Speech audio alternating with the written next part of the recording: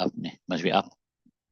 Bismillahirrahmanirrahim. Babu Wujub Biha, the chapter of Jummah being wajib. Just as we mentioned before, the Jummah is farz ain. So yeah, Jummah being wajib means Jummah being farz, right?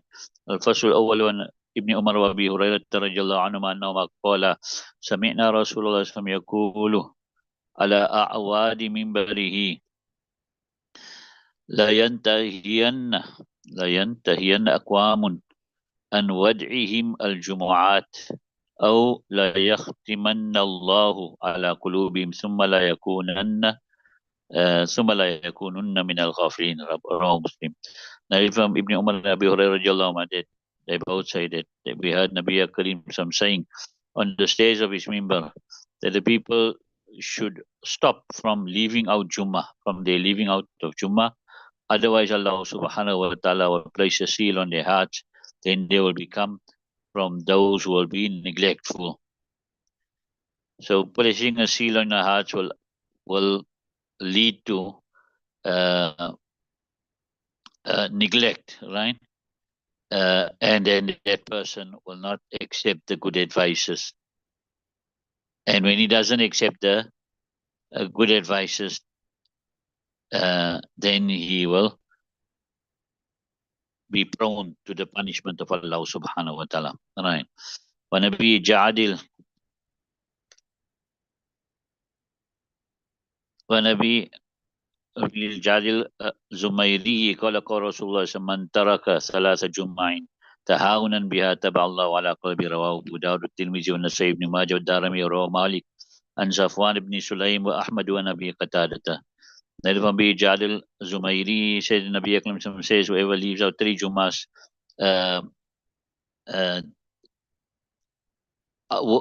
because of laziness, and Allah subhanahu wa ta'ala will seal his heart. Narib Abu Dawud, Tirmizi, Nasai ibn Majid, Darimi, and Malik narrated from Safwan ibn Sulaim, and Ahmad narrated from Abi Qatadata. وعن سمرة بن جندب رضي الله عنه قال قال رسول الله صلى الله عليه وسلم من ترك الجمعة من غير عذر فليتصدق بدينار فإن لم يجد فبنصف دينار. رواه أحمد وأبو داود وابن ماجه.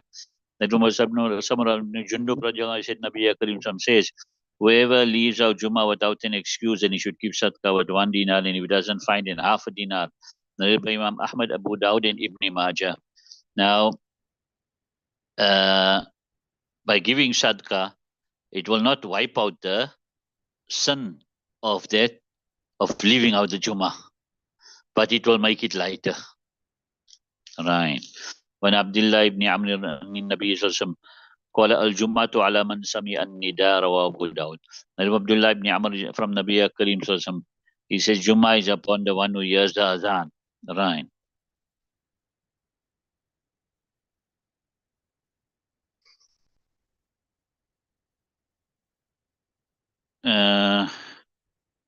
So what this means here now is that person lives in such an area where he is so close to the masjid or where the azan is given that he would hear the azan if it was given in a loud voice. You understand it? In Sharh Muniyah, it mentioned that Jummah is binding upon that person who lives even on the outskirts, right? And there's no gap between his house and the original houses of the area. You understand? Then they say then Jummah is wajib upon him, even if he doesn't hear the azan. Right? Even if he doesn't hear the azan. Whereas if there's a gap, they say, then Jummah is not wajib upon him. Even if he hears the azan, this is what this code says. But however, Imam Muhammad Rahmanullah says, he adds to this, if he hears the azan and there's a gap between his house and the others, Jummah is still wajib upon him. Right? ونبي هريرة رضي الله عنه النبي صلى الله عليه وسلم قال الجمعة على من آواه الليل إلى أهل. رواه الترمذي قال هذا حديث إسناده ضعيف. Abu Hurairah radiallahu from Nabi Akram said, Jummah is upon that person who the night will give him refuge to his family. narrated by Tirmidhi. In other words, what this means here, that person, he lives that distance from the masjid, right? That if he leaves after Jummah, he can come to his house easily before night. You got it? Right. وعن طارق بن شهاب قال قال رسول الله صلى الله عليه وسلم الجمعة حق واجب على كل مسلم في جماعة إلا على أربعة عبد مملوك أو امرأة أو صبي أو مريض رواه أبو داود في شرح السنة بلفظ المسابيه عن رجل من بني وائل. Ibn Tariq ibn Shihab, he said, the Nabi Akram says, Jummah is wajib, right? Is haq and it is wajib upon every Muslim in Jamaat, right? They must come for Jummah, except four people: the slave boy, right, who's owned, and a woman, and a child, and a sick person. Abu Dawud in Sharh Sunnah with the words of Masabi from a man from Bani Wa'il. Right. The slave boy, because he will be involved in the work of the master, right? And the woman also known before us because she is involved in the khidmat of her husband, and likewise also the Jummah day is main of a day, and therefore there is a chance of fitna and fasad when there are so many men present there, right?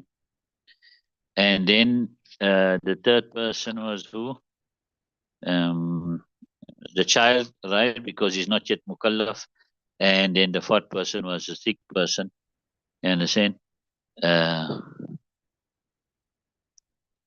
if he comes for Jummah, he can't come for Jummah because he's sick or his sickness will increase. Then therefore Jummah is not wajib upon him. There are other people also upon whom Jummah is not wajib. The mad person, likewise the musafir, likewise the crippled person. And Ibn Umar rahmatullahi also says that if you are in charge of a sick person, and if you come to Jummah and there's nobody to help, and there's fear that that sick person will die, you understand? Or extreme difficulty for that sick person, if you're gone, then Jummah also drops off from you. Al-Fasl Salis, Ibn Mas'ud Nabi Sallam قال لقوم يتخلفون على الجمعة لقد هممت أن آمر رجلا يصلي بالناس ثم أحرق على رجال يتخلفون عن الجمعة بيوتهم رواه مسلم. Ibn Mas'ud said, Nabi Akram said regarding those people who stay away from Jummah, that I wish to order a person to recite Salah with the people, then I will burn upon the men who stay away from Jummah their houses. You understand? So those people don't cover Jummah. His intention is to burn their houses. When Ibn Abbas Nabi Sallam قال من ترك الجمعة من غير ضرورة كتب منافقا في كتاب لا يمحى ولا يبدل وفي بعض الروايات ثلاثا رواه الشافعي. Ibn Abbas he said Nabi Karim say whoever leaves out Jummah without a necessity, it will be written as a munafiq in such a kitab which is not wiped out and no change. And in some riwayas, whoever leaves out Jummah 3 times, narrated by Shafi rahmatullah alayhi. To have this quality of nifaq to be attached to a person right till the akhirah. Do you understand? So that is indeed a great loss for a person. And then when he comes in the akhirah, then Allah subhanahu wa ta'ala can punish him, or Allah subhanahu wa ta'ala can forgive him. من جاء برجل أن رسول الله قال من كان يؤمن بالله واليوم الآخر فعليه الجمعة يوم الجمعة إلا مريض أو مسافر أو امرأة أو صبي أو مجنون أو مملوك فمن استغنى باللهو أو تجارة استغنى الله عنه والله غني حميد رواه الدارقطني. Later, Jabir radiallahu anhu said, Nabi Karim says, whoever believes in Allah subhanahu wa ta'ala in the last day, then upon him is Jummah on the day of Jummah, except the sick person, or the musafir, or a woman, or a child, or a mad person, or a slave. Then whoever is independent, in others, he stays away from Jummah, right? Because of fun and amusement or trade, then Allah subhanahu wa ta'ala is independent from him. Allah subhanahu wa ta'ala is independent and praiseworthy.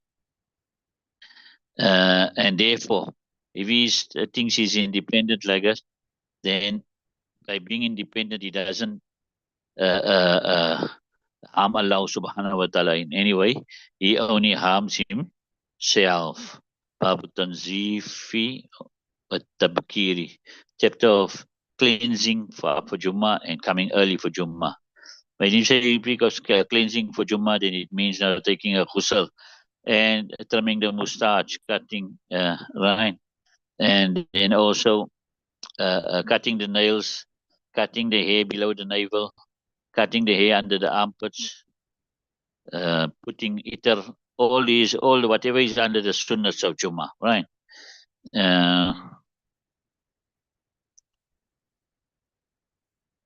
All right, and coming early, it is mentioned that Imam Ghazali, rahmatullah, mentions that some ulama, they would already leave for Jummah, right? After Fajr. You understand? They would already start proceeding for Jummah. But the person should remember that he can't go after Fajr to the masjid and put his scarf there and book his place. And then he go away. If you're going out there, you need to stay there. Yes, now it's a different thing. If you're there now, most of the time, now you just need to rush your toilet. Now you just keep your place while you go to toilet. You understand? But you can't go there, put your scarf and then go away and then come just before Jummah and expect your place to be there. Right. الفصل الأول عن سلمان رضي الله عنه قال قال رسول الله صلى الله عليه وسلم لا يغتسل رجل يوم الجمعة ويتطهر ما استطاع من طهر ويدهن من دهنه ويمس من طيب بيته ثم يخرج فلا يفرق بين اثنين ثم ليصلي ما كتب له ثم ينصت إذا تكلم إمامه إلا غفر له ما بينه وبين الجمعة الأخرى رواه البخاري. The Rumaz Salman said Nabi Akram says a man doesn't take ghusl on the day of Jummah and he cleans what he is able from cleansing and he applies oil or he applies from the perfume of his house. Then he comes out and he doesn't separate between two people. Then he recites salah that which is written for him. Then he keeps quiet when the Imam speaks, except he doesn't do these things except that he will be forgiven. That is between now and between the next Jummah, right? So he doesn't separate between two people. What does this mean? That it could mean that there's maybe a son and father sitting together. Now he pushes in between them. You understand? Or it could also mean that there's no space between two people and he still pushes in there and causes them taklif, right? The other meaning given here is that he doesn't go and separate between the people and go to the front. You understand? So he's jumping over the people and pushing to the front. This is when there isn't place in the front. If there's sufficient place in the front and the people at the back are not filling the stuffs in front, then he's allowed to get to the front without harming them. You understand? He's allowed to try and get to the front because it's their fault that they're sitting at the back and they're not filling the stuffs from the front. وَنَبِي رَيْدَ رَجُلًا أَنَّ رَسُولَ اللَّهِ سَمْ قال من اغتسل ثم أتى الجمعة فصلى ما قدر له ثم أنصت حتى يفرغ من خطبته ثم يصلي معه غفر له ما بينه وبين الجمعة الأخرى وفصل ثلاثة أيام رواه مسلم. وفضل ثلاثة أيام رواه Muslim. Abu Hurairah radiallahu from Nabi Akram say whoever makes ghusl, then he comes to Jummah, then he recites salah that which is decreed for him. Then he keeps quiet until Imam finishes from his khutbah. Then he recites salah with him.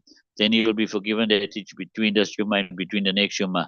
And an increase of 3 days. Why does it increase of 3 days? Because every good is multiplied by 10. You understand? So 7 days of the week and another 3. So 10 days. Right. Let's see. One more. وأنه قال قال رسول الله صلى الله عليه وسلم من تودع فأحسن الوضوء ثم أتى الجمعة فاستمع وأنصت غفر له ما بينه وبين الجمعة وزيادة 3 أيام ومن حس الحصى فقد لغى رواه مسلم. Narrate also from Abu Hurairah, said Nabi Akram says, whoever makes wuzu and he makes proper wuzu, then he comes to Jummah and then he listens properly and he keeps quiet, then it will be forgiven for him that is between the Jummah and between the next Jummah and the increase of 3 days.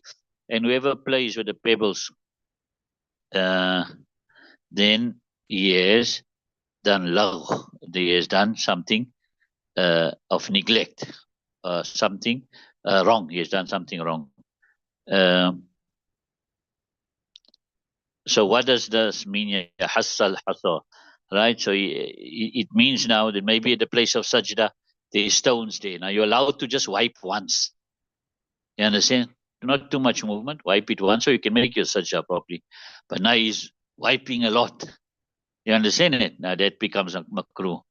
The others say it also means that he's playing with stones at the time of khutbah. And what's the meaning of lagh? He did something which is non-beneficial, something which is like makruh, or something which is batil, right? And uh, and the reason it is playing with the stones is because it stops you from listening to the khutbah. Understand it? Leave it till there.